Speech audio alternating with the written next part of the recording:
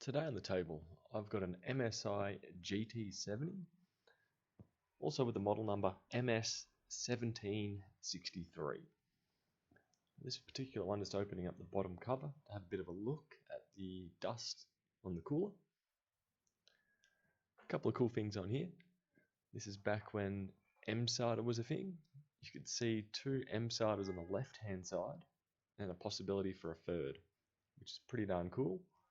This particular one has the two 128 gig SSDs running in RAID, and we've also got a 1 terabyte hard drive down the bottom.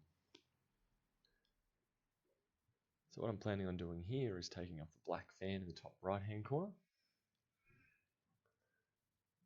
which is mostly undone.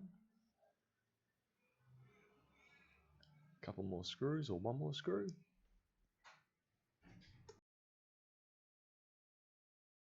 With the bottom cover removed, there's only one screw holding in the fan.